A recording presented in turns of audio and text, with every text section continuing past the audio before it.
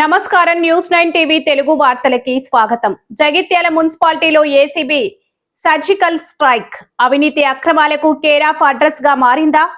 Jagtial municipality ప్రజాధనాన్ని పక్కదారి పట్టిస్తున్న పెద్ద చేపల గుట్టు రట్టయిందా? అవుననే అంటున్నాయి కరీంనగర్ రేంజ్ ఏసీబీ అధికారుల సోదాలు. జగిత్యాల మున్సిపల్ కమిషనర్ కార్యాలయం సాక్షిగా సాగుతున్న భారీ కుంభకోణం ఇప్పుడు రాష్ట్ర వ్యాప్తంగా సంచలనం సృష్టిస్తుంది. ఈరోజు కరీంనగర్ ఏసీబీ మా డిఎస్పీ గారి ఆధ్వర్యంలో జగిత్యాల మున్సిపాలిటీలో ఈ జగిత్యాల యొక్క ప్రజలు కంప్లైంట్ ఇచ్చిన దాన్ని బేస్ చేసుకొని సర్ప్రైజ్ చెక్ కండక్ట్ చేయడం జరిగింది.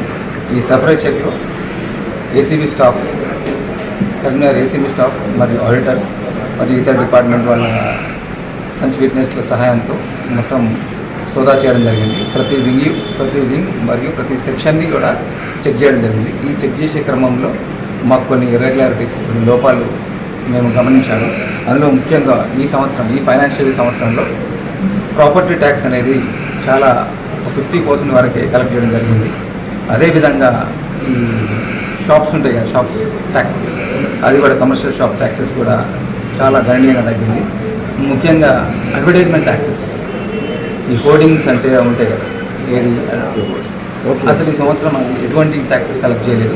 అది గవర్నమెంట్ చాలా నష్టం కలిగించే విధంగా ఉన్నది.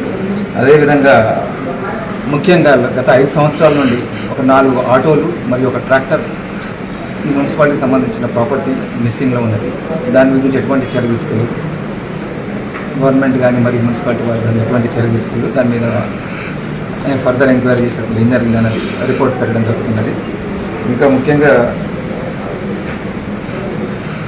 ఈ మున్సిపాలిటీకి కొన్ని బిల్డింగ్స్ రెంట్కి ఇవ్వడం జరిగింది.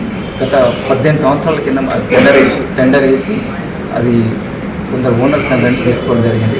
సిన్స్ 18 ఇయర్స్ ఆ టెండర్ మళ్ళీ రీటెండర్ అనేది జరగలేదు. అది కూడా ఈ రిపోర్ట్లో గమనించడం జరిగింది. ముఖ్యంగా ఈ మున్సిపాలిటీ యొక్క వెహికల్స్, రోడ్ మన చెత్త కలెక్షన్ చేసే వెహికల్స్ అయినా కానీ ఇతర వెహికల్స్ అయినా కానీ దాని యొక్క రిపేర్కి అయినా కానీ దాని యొక్క డీజిల్ మెయింటెనెన్స్కి అయినా కానీ డీజిల్ కన్జప్షన్లో కానీ చాలా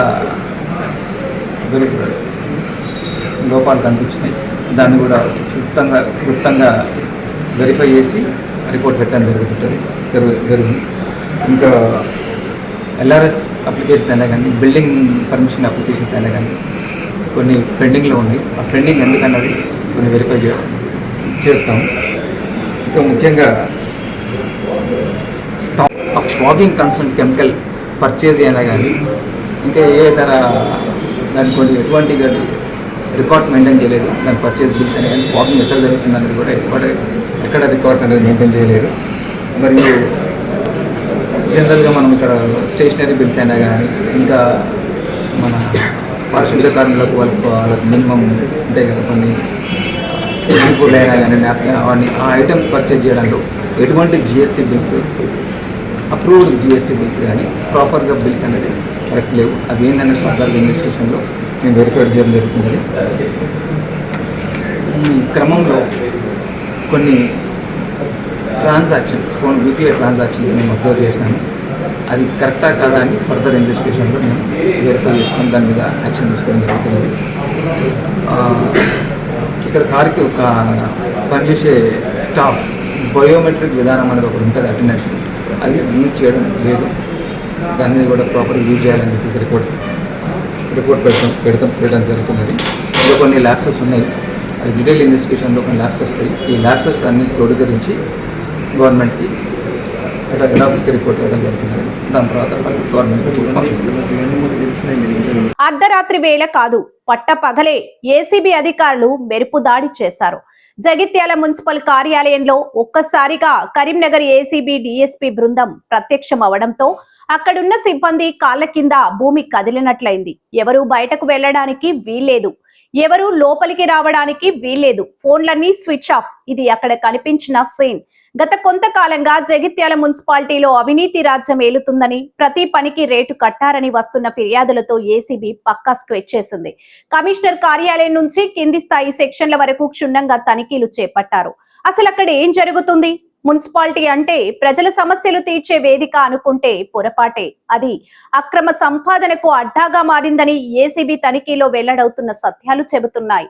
సామాన్యుడు ఇంటి అనుమతి కోసం దరఖాస్తు చేసుకుంటే నెలల తరబడి తిప్పించుకోవడం, అదే ముడుపులు ముడితే క్షణాల్లో పని పూర్తి చేయడం ఇక్కడ ఆనవాయితీగా మారింది. మున్సిపల్ పన్నుల వసూళ్లలో భారీగా గోల్మాల్ జరిగినట్లు అధికారులు గుర్తించారు. ప్రభుత్వ ఖజానాకు చేరాల్సిన లక్షలాది రూపాయలు ఎవరి జేబుల్లోకి వెళ్తున్నాయి? రికార్డులో ఉన్న లెక్కలకు బ్యాంకులో ఉన్న నిధులకు పొంతన లేకపోవడం గమనార్హం. బిల్లుల చెల్లింపులో కమిషన్ల దంద నడుస్తోందని ఏసీబీ ప్రాథమిక నిర్ధారణకు వచ్చింది. ఇక్కడే అసలు ట్విస్ట్ మొదలవుతుంది. జగిత్యాల మున్సిపాలిటీలో ఇంత భారీ స్థాయిలో అవకతవకలు జరుగుతుంటే పైనున్న పెద్దలు ఏం చేస్తున్నారు? అధికారుల అండదండలు లేకుండానే ఇదంతా సాధ్యమా?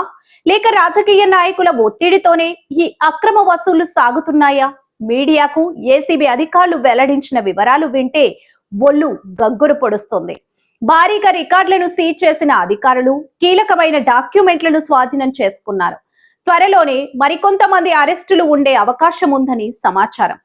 జగిత్యాల మున్సిపల్ కార్యాలయం ఇప్పుడు అవినీతికి నిలయంగా మారిందన్న విమర్శలు నిజమేనని తేలిపోయింది.